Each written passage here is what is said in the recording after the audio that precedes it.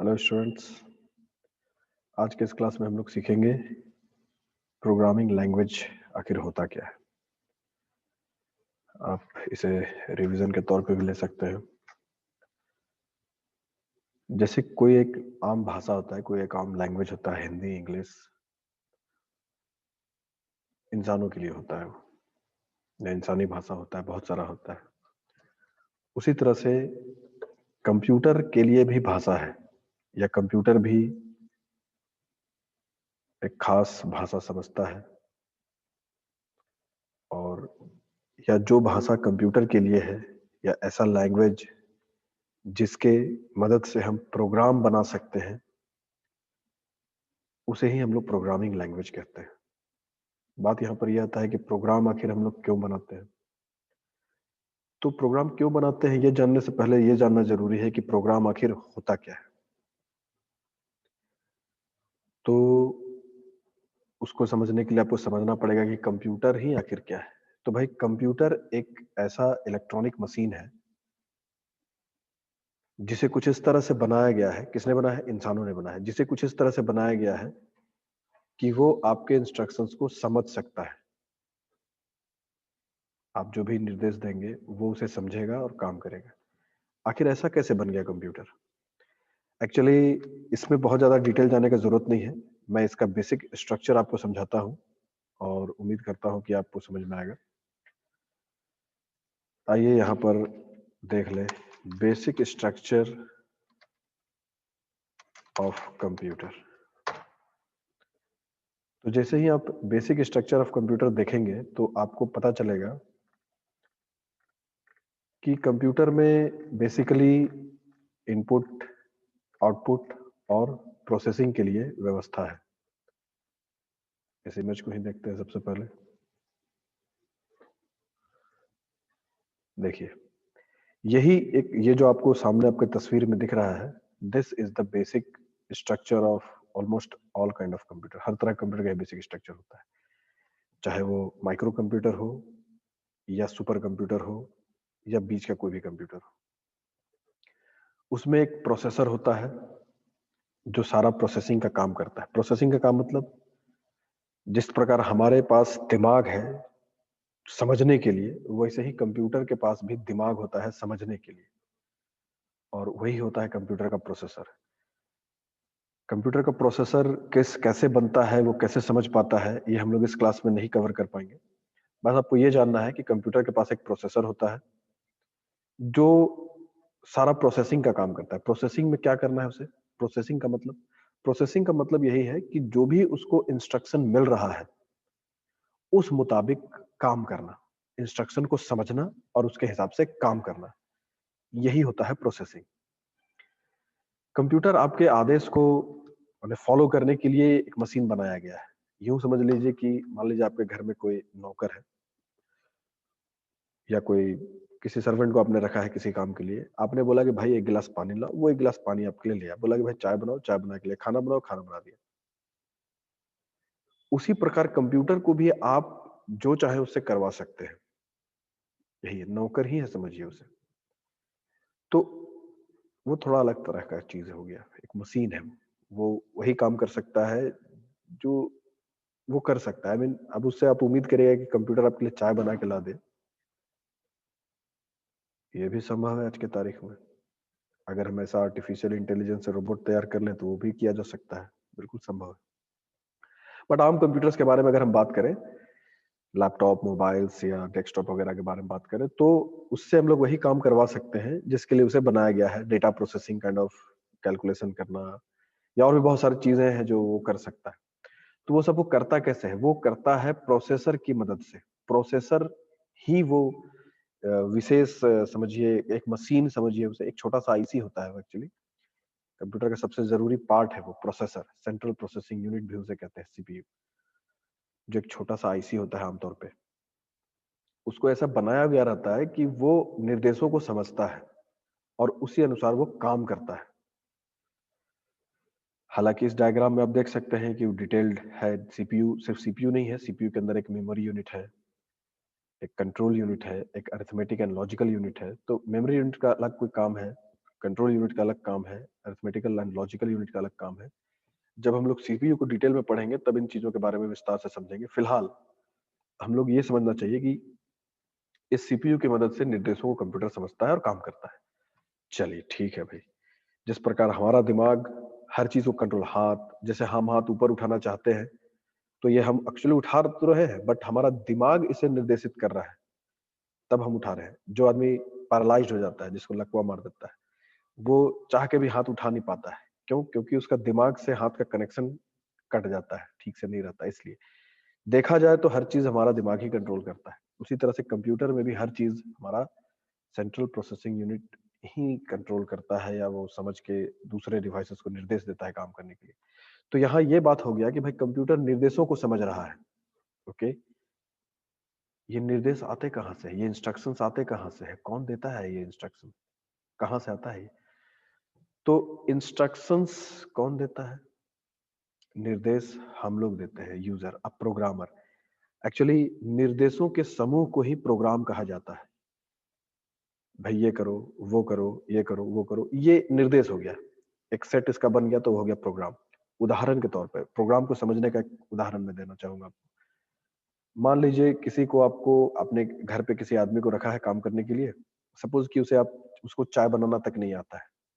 Fine. अब आपने उसे क्या किया है कि आपने उसे बताया कि भाई चाय ऐसे बनाया जाता है। पहले तुम एक बर्तन में दूध लो या पानी लो, उसको गर्म करो, उसमें चाय की पत्ती डालो, वगैरह वगैरह। ये जो भी प्रोसेस है आपने उसे समझाया, वो बंदा समझ गया। इसका क्या मतलब हुआ? इसका ये मतलब हुआ कि वो बंदा अब चाय बनाने के लिए प्रोग्राम हो चुका है। Now he has program to make tea. आपने इसे प्रोग्राम कर दिया है चाय बनाने के लिए, या आपने इसके दिमाग में चाय बनाने का प्रोग्राम फीड कर दिया है, स्टेप बाय स्टेप इंस्ट्रक्शन आपने दिया है। मान लीजिए कि वो बंदा का मेमोरी थोड़ा वीक है, वो याद नहीं रख सकता, तो आपने क्या किया, उसे कागज पे लिख के दे दिया, हिंदी में, इंग्लिश में, जिस भाषा में वो समझता है कि भाई पहले ये करना है, फिर वो करना है, फिर जैसे कोई कॉम्प्लिकेटेड खाना बनाते हैं हम लोग जिसमें लेंदी प्रोसेस है, उसका भी रेसिपी हम लोग देखते हैं कि पहले ये डालना है, ये करना है, वो करना है। तो इस तरह से वो प्रोग्राम हमारा कागज में भी लिख के हम रख सकते हैं ऑफकोर्स। जैसे बिरयानी बनाने का प्रोग्राम, वो आपके दिमाग में भी हो सकता है, या कहीं का आप लिख भी सकते हैं। जब भी आपको बिरयानी बनाना होगा, आप उस प्रोग्राम को एक्टिवेट करेंगे और वो काम करेंगे आप। तो ये तो बात हो गया कि अगर कोई बंदा है, कोई इंसान है, उसे आपको समझाना है, तो आप हिंदी, इंग्लिश, जो भी भाषा वो समझता है उसमें समझा दिए, वो समझ गया, काम भी हो रहा है। बट अगर हमें कोई काम मशीन से करवाना है, मशीन से होने लायक काम, मैं ये नहीं कह रहा हूँ कि मशीन से हम बिरयानी बनवाएंगे अभी। मशीन से होने लायक काम जो भी है, बहुत सारा काम है, list of the task that can be done with machine, we can see it. तो अगर उससे हमें वो काम करवाना है तो हमें उसे भी निर्देशित करना पड़ेगा, उसे भी निर्देश देना पड़ेगा, इंस्ट्रक्शन देना पड़ेगा कि भाई ये काम करना है और ये ऐसे करना है। कंप्यूटर अपने से कुछ नहीं कर सकता है। कंप्यूटर बहुत कुछ कर सकता है, बट वो अपने से, खुद से कुछ नहीं कर सकता है। उसे हर एक चीज के लिए प्रोग्राम करना पड़ेगा। जिस प्रकार आपने एक आदमी को रखा है, वो अपने से कुछ नहीं कर सकता, वो ब्लैंक, हाँ हाँ वो कर सब कुछ सकता है, बस आपको उसे प्रोग्राम करना है। आप उसे चाय बनाने सिखा दिए, चाय बनाएगा। आप उसे रोटी बनाना सिखा दिए, रोटी बनाएगा। आप उसे झाड़ू करना सिखा दिए, झाड़ू करेगा। बर्तन धोना सिखा दिए, बर्तन धोएगा। आपको उसे प्रोग्राम करना पड़ेगा। उसी तरह से कंप्यूटर की भी वो एक वर्सटाइल मशीन है। वर्सटाइल मतलब मल्टी टैलेंटेड काइंड ऑफ। वो बहुत सारा काम कर सकता है, बस आपको उसे बताना है। तो वही निर्देश जो दिया जाता है ना, उसी को कहते हैं कंप्यूटर को, या कंप्यूटर के लिए प्रोग्राम बनाना। निर्देशों के समूह को बोलते हैं प्रोग्राम। और जब हम कंप्यूटर के लिए कोई प्रोग्राम बनाते हैं तो उस प्रक्रिया को ही प्रोग्रामिंग कहा जाता है। कि जैसे हम पेंटिंग करते हैं, तो पेंटिंग कंप्यूटर में करते हैं तो कैसे करते हैं? ये हमने एक सॉफ्टवेयर है या एक ऐप है कहना ठीक होगा, जिसमें एक व्यवस्था बना हुआ है जहां पर जाके हम ये सब डायग्राम वगैरह बना रहे हैं। ये एक प्रोग्राम है जिसका नाम है पेंट। हमें कुछ टाइपिंग करना है तो उसके लिए एक ऐप बना हुआ है, लाइक माइक्रोसॉफ्ट वर्ड या नोटपैड या वर्डपैड, बहुत सारा, जिसमें हम वी कैन टाइप हियर। ठीक है। आपको अगर ये फोटो पे काम करना है तो हमारे पास फोटोशॉप है, तो उस पे हम फोटो एडिटिंग का काम कर सकते हैं। अगर हमें वीडियो एडिटिंग का काम करना है, मतलब जो मशीन से हो सकने वाला काम है, ऐसा बहुत सारा चीज है लाखों चीजें जो हम कर सकते हैं। तो उन सभी चीजों को प्रोग्राम करना होता है, उसके लिए प्रोग्राम बनाना पड़ता है। तो ये सब जो मैंने आपको दिखाए सब तो बड़े बड़े प्रोग्राम्स हैं। तो ये भी बनता है, ये भी किसी ने बनाया है। ये एडोब कंपनी द्वारा बनाया गया एक सॉफ्टवेयर है फोटोशॉप, बहुत ही फेमस सॉफ्टवेयर है। इसमें फोटो एडिटिंग का काम वगैरह होता है और इस तरह से बहुत सारे ऐप्स हैं जो हमारा होता है। कहने का ये मतलब है कि हमें प्रोग्राम बनाना होता है और प्रोग्राम बनाना कोई बहुत आसान काम नहीं है, उसे सीखना पड़ता है। तो प्रोग्राम बनाने का प्रोसेस को ही प्रोग्रामिंग कहते हैं। तो ठीक है भैया, प्रोग्राम आखिर हम बनाते कैसे हैं? What do we do actually in programming? तो भाई इस चीज को समझने के लिए आपको समझना पड़ेगा कि कंप्यूटर कौन सा भाषा समझता है। ठीक है, तो कंप्यूटर जो भाषा समझता है उसी भाषा में उसको हम समझाते हैं कि भाई ये करो वो करो, और कंप्यूटर करता है। ये उसी तरह का हो गया कि मान लीजिए कोई चाइनीज आदमी है जो सिर्फ चाइनीज समझता है और कुछ नहीं समझता है, वो काम का आदमी, मगर वो चाइनीज समझता है और आपको उससे काम भी करवाना है। तो आपको क्या करना पड़ेगा? आपको खुद पहले चाइनीज सीखना पड़ेगा और तब उसे समझाना पड़ेगा और तब वो समझेगा और तब वो काम करेगा। ठीक है, तो हमें ये जानना होगा कि कंप्यूटर आखिर किस तरह का भाषा समझता है। कंप्यूटर के पास वो होता है, मतलब अब देखिए इनपुट यूनिट है, इनपुट सारा यहीं से होता है। जितना तरह का इनपुट, इनपुट यूनिट में जितना तरह का इनपुटिंग के लिए व्यवस्था है, जितना इनपुट डिवाइस है वो सब आ जाता है। ये हमारा मेन यूनिट हो गया, प्रोसेसिंग यूनिट, सीपीयू। और प्रोसेसिंग के बाद हमारा आउटपुट होता है। एकदम सिंपल स्ट्रक्चर है किसी भी कंप्यूटर का। तो हम लोग बात कर रहे थे कंप्यूटर आखिर कौन सा भाषा समझता है। मैंने उदाहरण दिया कि अगर चीनी व्यक्ति है तो उसे समझाने के लिए आपको चीनी सीखना पड़ेगा, या उसे इंग्लिश सीखना पड़ेगा, या हिंदी सीखना, तब जाके इंटरेक्शन आपके बीच हो सकता है। तो कंप्यूटर आखिर कौन सा भाषा समझता है? तो बुनियादी तौर पर कंप्यूटर सिर्फ बाइनरी भाषा समझता है। अरे अब ये बाइनरी क्या है? बाइनरी कुछ होता है। बाइनरी एक्चुअली एक नंबर सिस्टम है और फिलहाल इस बारे में हम लोग बात नहीं करते हैं। बाइनरी के लिए मैं आपको दूसरे क्लास में समझाऊंगा कि what exactly binary is. But आसान शब्दों में ये आप समझिए या प्रयास करिए समझने का कि बाइनरी एक भाषा है। जैसे इंग्लिश एक भाषा होता है ना, वैसे ही बाइनरी भी भाषा है। ठीक है, तो इंग्लिश भाषा में क्या होता है? ए बी सी डी और इस तरह से बहुत सारे जेड तक है। फिर इसमें कॉमा है, फुल स्टॉप है, तरह तरह के सिंबल्स हैं जो पंक्चुएशन मार्क्स जिसे हम लोग कहते हैं, वो सब है इसमें, इस लैंग्वेज में है। हिंदी में क्या है? हिंदी में भी बहुत सारे आपके, जैसे क है, ख है, ग है, और इस तरह से बहुत सारे अक्षर इसमें भी है। वैसे ही बाइनरी भी एक भाषा होता है जिस बारे में बहुत कम लोग जानते हैं।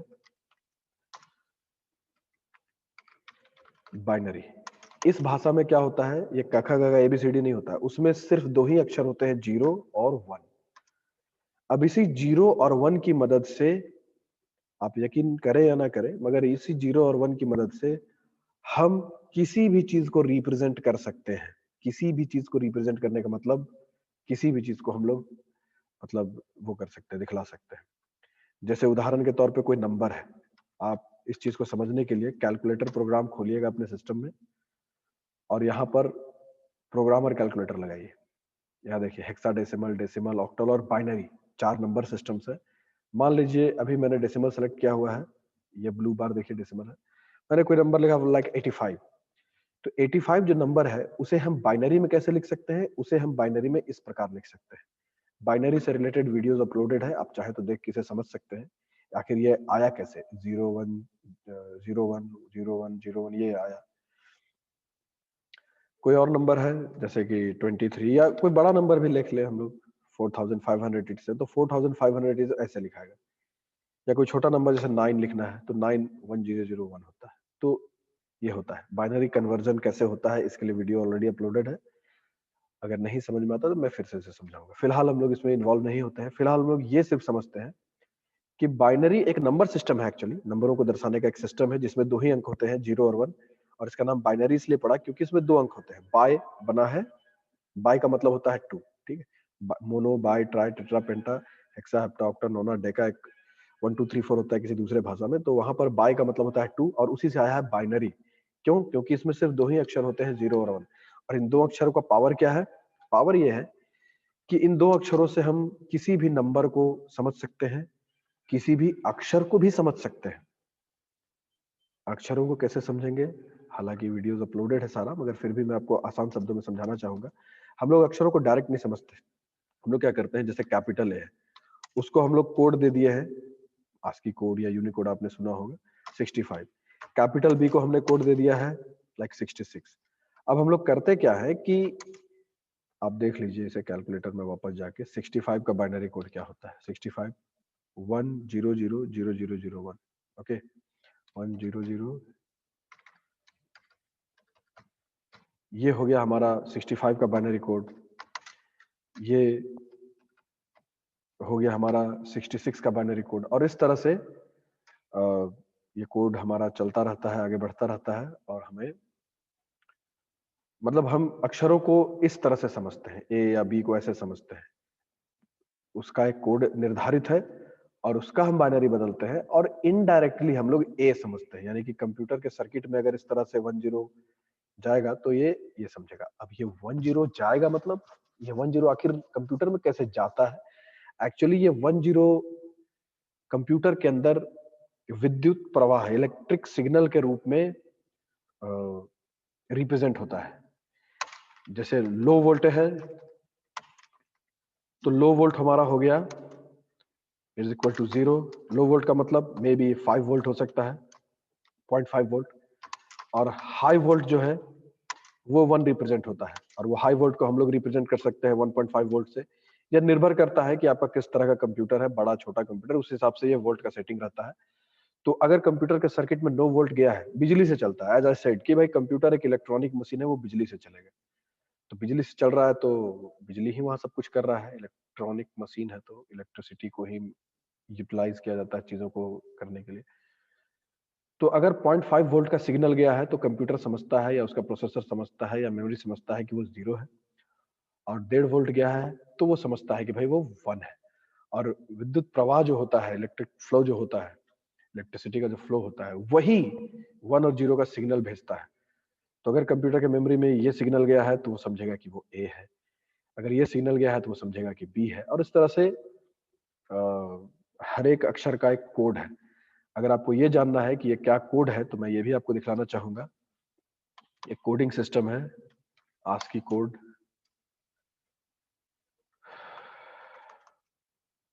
आस्की कोड टेबल देखिए, तो उसमें आपको दिखलाएगा कि कितना तरह का अक्षर है, और देखिए ये पूरा लिस्ट आपके सामने आ जाएगा। जैसे ए बी सी जो मैं ढूंढ रहा था, यहाँ पे आप देखिए कहाँ गया, यस, यहाँ से देखिए अक्षर ए है, सीधा माउस पॉइंटर ए के लिए डेसिमल कोड है 65, और उसका बाइनरी कोड हालांकि यहाँ पे नहीं लिखा है, जगह नहीं था, मगर बाइनरी कोड आप वहां से निकाल सकते हैं। तो आप देखिए कि ए बी सी डी सभी के लिए क्या कोड दिया गया है, वो दिखा रहा है आपको, ये हेक्सा में दिखा रहा है या ऑक्टल में दिखा रहा है, और इस तरह से हर एक देखिए इतना सारा अक्षर है। शुरू से देखिए अगर नल कैरेक्टर होता है, कुछ S C S O H है, एस टी एक्स है, उस तरह से आगे बढ़ते जाइए तो फिर आपको आगे बढ़ते जाइए तो कुछ जाना पहचाना कैरेक्टर भी मिलेगा, जैसे स्पेस, जो स्पेस बार हम लोग देते हैं वो भी एक अक्षर है, उसका भी एक आस्की कोड है 32 का बाइनरी निकालिए तो वो उस बाइनरी से स्पेस समझता है। ये एक्सक्लेमेटरी मार है, डबल कोटेशन है, हैश है, डॉलर है, बहुत सारा अक्षर है, आप देखिए 0 1 2 ये सब बहुत सारा अक्षर है। तो ये सारे अक्षरों के लिए कोड है, और उस कोड को बाइनरी में बदल के कंप्यूटर चीजों को समझता है। तो ये तो हो गया कि भाई हाँ कंप्यूटर समझता है। कंप्यूटर जिस प्रकार इंग्लिश भाषा है हिंदी भाषा है, उसी बाइनरी भी भाषा है जिसमें चीजों को समझा जा सकता है। अब मुद्दा ये आता है कि भाई कंप्यूटर बाइनरी ही क्यों समझ रहा है? बढ़िया होता है कि वो हिंदी समझ लेता, इंग्लिश समझ लेता, आसानी हो जाता। तो भाई ऐसा है कि बाइनरी ही आसान है कंप्यूटर के लिए। क्यों? इसको आसान शब्दों में समझने का प्रयास करिए। मैं ज्यादा टेक्निकल नहीं जाऊंगा, बस आसान शब्दों में समझाने का प्रयास करूंगा कि आखिर बाइनरी का इतना महत्व क्यों है कंप्यूटर के लिए। पहली बात तो यह है कि कंप्यूटर को किसने बनाया? हमने बनाया, इंसानों ने बनाया, ठीक है। अब हम जब कंप्यूटर बना रहे हैं तो ऑब्वियस है कि उसमें हमें कंप्यूटर समझ सके कुछ। तो अब खुद सोचिए आप कि हमें अगर एक ऐसा सर्किट बनाना है जो सिर्फ दो सिग्नल्स को समझे। एक उदाहरण मैं दे रहा हूं कि अगर हमें कोई ऐसा सर्किट बनाना है जो सिर्फ दो सिग्नल को समझ सके, 0 और 1 को समझ सके, एक ये सर्किट बनाने का काम हमें मिला है और दूसरी तरफ एक और काम मिला है कि एक ऐसा सर्किट बनाइए जो 26 अलग अलग सिग्नल्स को समझे। 26 क्यों समझे भाई? ए टू जेड 26 अक्षर होता है, मान लीजिए कि 26 अलग अलग सिग्नल समझे। तो आप खुद सोचिए कि दो सिग्नलों को समझने के लिए सर्किट बनाना आसान होगा कि 26 अलग अलग सिग्नलों को समझने के लिए एक सर्किट बनाना आसान होगा। यानी कि आप इस तरह से समझिए कि एक प्रश्न पूछा गया है, आपके समक्ष दो विकल्प रखे गए हैं। ये ज्यादा आसान होगा आपके लिए कि एक प्रश्न पूछा गया है, आपके समक्ष 26 या 50 विकल्प रखे गए हैं, उसमें से एक चुनना है। तो ऑब्वियस है कि भाई दो विकल्प वाला सवाल हमारे लिए आसान है। तो वैसे ही दो विकल्पों को, दो सिग्नल्स को समझने के लिए सर्किट बनाना आसान भी है, सस्ता भी पड़ेगा। तो लोगों ने सोचा, या जो बनाने वाले हैं उन लोगों ने सोचा कि भाई, इंजीनियर सोचा कि भाई यही सिस्टम बनाते हैं। आखिर आफ्टर ऑल 0 1 से हम हर कुछ तो समझ ही सकते हैं। अभी अभी हमने देखा नंबरों को समझ सकते हैं, अक्षरों को समझ सकते हैं, हो तो रहा है यार। तो एक ऐसा सर्किट बनाया गया कि जो दो सिग्नल्स को आसानी समझना आसानी इसलिए बन गया, और इसीलिए कंप्यूटर 0 1 को ही समझता है। अब आप जब डिटेल में समझना कोशिश करिएगा कि अगर हम कोई दूसरा भाषा समझाने का प्रयास करेंगे ना कंप्यूटर को, तो सिर्फ 26 से काम नहीं चलेगा। उस भाषा में जितने चीज है सब समझना पड़ेगा, और वो कंप्यूटर सीमित हो जाएगा सिर्फ उसी भाषा के लिए, इंग्लिश के लिए। हिंदी फिर वो नहीं समझ पाएगा। आई मीन ये बहुत ही कॉम्प्लिकेटेड काम हो जाएगा। तो 0 1 क्या है, ये इसमें आप कुछ भी समझ सकते हैं। हम लोग आगे क्लासेस में देखेंगे कैसे समझ सकते हैं। तो इसलिए बाइनरी भाषा ही कंप्यूटर समझता है, क्योंकि इसे बाइनरी भाषा समझने के लिए ही बनाया गया है। बनाने वालों ने ऐसा बनाया है, ठीक है। और ये मशीन लैंग्वेज कहते हैं, मशीन के लिए आसान है। जैसे बाइनरी हमारे लिए आसान नहीं है, ये ह्यूमन लैंग्वेज नहीं है। माने इंसानों के लिए बाइनरी बहुत कॉम्प्लिकेटेड है। इंसानी दिमाग बाइनरी समझने के लिए बना हुआ नहीं है। इंसानी दिमाग डेसिमल सिस्टम को ज्यादा अच्छे से समझता है। आपको कोई बोल दे 10 का टेबल सुनाइए, तो 10 1 जा 10, 10 2 जा 20, 10 3 जा 30, ये आसान है हमारे लिए। तो डेसिमल सिस्टम हमारा दिमाग जल्दी समझता है, ठीक है। मगर उसी तरह से मशीन के लिए 0 1 ज्यादा सटीक और सरल है, इसलिए मशीन लैंग्वेज 0 और 1 होता है। तो कंप्यूटर का अपना जो भाषा है, या कंप्यूटर को जो भाषा समझने के लिए बनाया गया है, वो 0 1 समझता है, क्योंकि वो हर तरह से सही है। कंप्यूटर उसे ठीक से समझ सकता है। क्यों समझ सकता है, इसका भी मैंने नॉन टेक्निकल रीजंस मैंने दिए आपको, कि आपको समझने में सुविधा हो।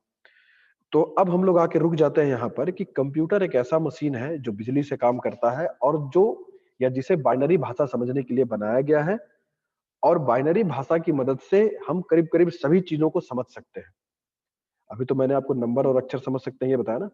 आप sound, photo, video, any kind of graphics, ये सब कुछ बाइनरी में समझा जा सकता है। ये कैसे समझा जा सकता है, या आप खुद भी स्टडी कर सकते हैं, या फिर मैं देखूंगा कोई क्लास में इसे भी समझाने का प्रयास करूंगा।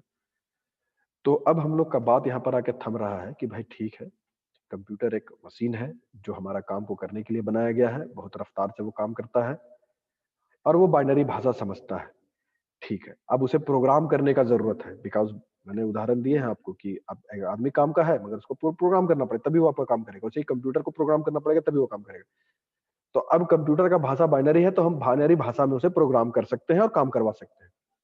और यही होता था बहुत पहले, 1940-50 के आसपास, जब कंप्यूटर नया नया बन रहा था। उस समय कंप्यूटर को निर्देशित करने के लिए बाइनरी भाषा का ही प्रयोग किया जाता था। वो था पहला जनरेशन ऑफ लैंग्वेज। मगर जैसा कि आप देख सकते हैं कि बाइनरी भाषा हमारे समझ से परे है, मतलब बहुत कठिन है हमारे लिए। तो ये कठिन कार्य वहां के उस समय के लोग करते थे। मगर इस कठिनाई को देखते हुए उन्होंने एक दूसरा लैंग्वेज बनाया, असेंबली लैंग्वेज। ये था सेकेंड जनरेशन लैंग्वेज, जिसमें किया क्या गया कि अलग अलग बाइनरी सिग्नल्स के लिए एक कोड बना दिया गया है। निमोनिक कोड्स उसको कहा जाता है। क्यों बना दिया गया? क्योंकि वो कोड हमें याद करना आसान था। मैं आपको एक उदाहरण दिखलाना चाहूंगा, असेंबली लैंग्वेज का कोड्स, ठीक है। तो असेंबली लैंग्वेज में कोड आ गया, तो अब कोड क्या है कि, look, assembly language, ASM is low level programming language where there is strong correspondence between instruction in language and the architecture। ये तो अच्छा, आप इसे ऐसे भी देख सकते हैं, कोड्स ऑफ असेंबली लैंग्वेज।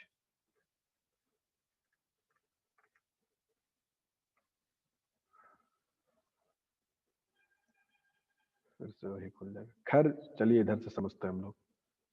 देखिए यहाँ देखिए, अगर आप देख पा रहे होंगे तो ये LDA, STA, ये सब EQU, ये सब जो है ना, ये सब यही सब न्यूमेरिक कोड्स है, ठीक है, ASR BCC। तो आपको ये याद करना ज्यादा आसान है।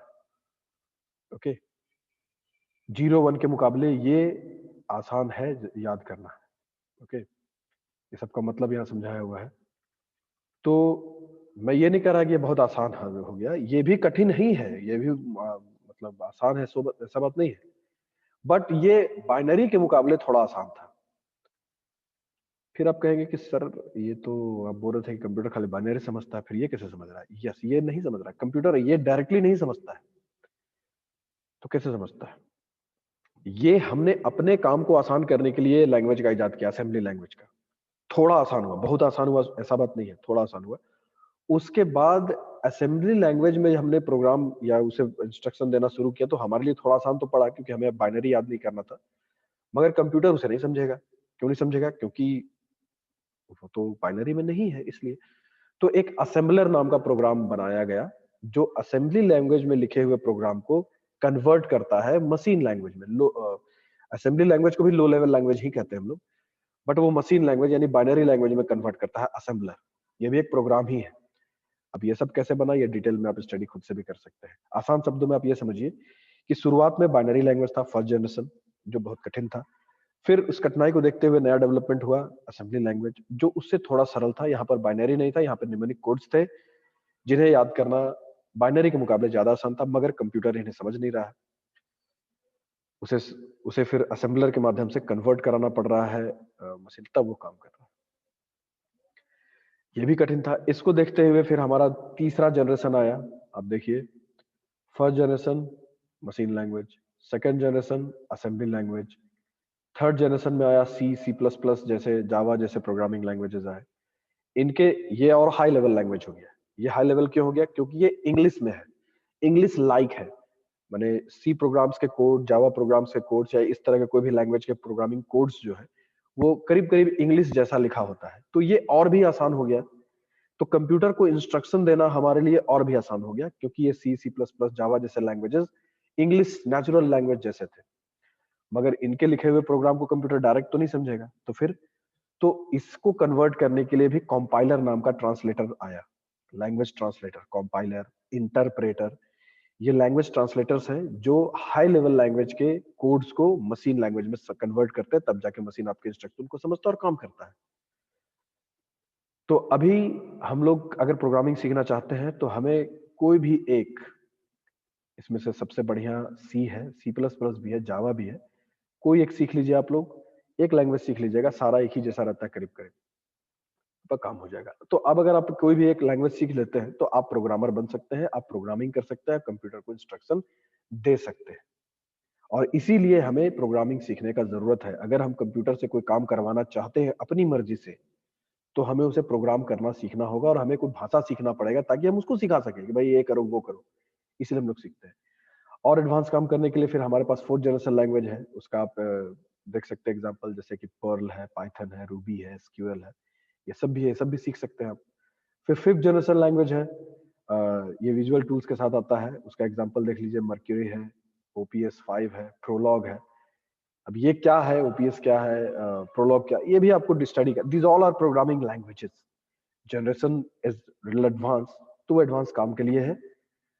तो अब चाहे तो सब कुछ सीख सकते हैं, मगर अल्टीमेटली बात यह है कि कंप्यूटर बाइनरी ही समझता है। इन किसी भी प्रोग्रामिंग लैंग्वेज में आप काम करिए, वो बाइनरी बदलेगा तभी काम करेगा। तो मेरा ख्याल है कि आप आज मैंने आपको ये समझा पाया कि प्रोग्रामिंग आखिर होता क्या है। And after which we'll see something more. So thank you, dear students. See you.